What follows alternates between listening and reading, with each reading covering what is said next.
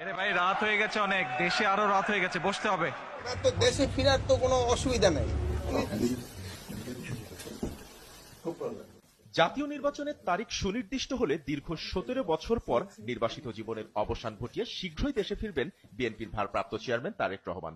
অন্য একটি সূত্র বলছে আগামী 5 আগস্টের আগেই দেশে ফিরতে পারেন বিএনপির ভারপ্রাপ্ত চেয়ারম্যান তারেক রহমান। তাকে স্বাগত জানাতে প্রায় 10 লাখ লোক সমবেত হতে পারে রাজধানী ঢাকায়। দেশে ফিরে রাজধানীর গুলশান অ্যাভিনিউয়ের 196 নম্বর রোডে মা খালেদা জিয়ার গুলশানের নিজ বাড়িতে উঠবেন তিনি।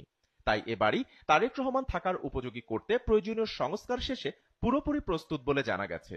1.5 বিঘা জমির উপর নির্মিত এই ছায়াঘেরা বাড়িটি বিএনপি চেয়ারপারসন বেগম খালেদা জিয়ার মালিকানাধীন, যা সম্প্রতি তারেক রহমানের নামে নামজারি করা হয়।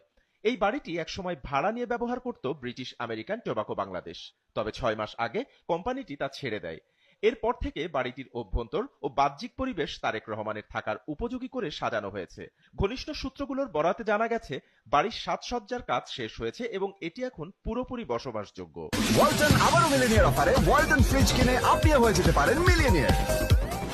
ইতিমধ্যে তারেক রহমানের স্ত্রী ডক্টর জোবাইদা রহমানও লন্ডন ফেরার আগে বাড়িটি ঘুরে দেখে গেছেন। 2007 সালের 7 মার্চ তারেক রহমানকে গ্রেফতার করা হয়।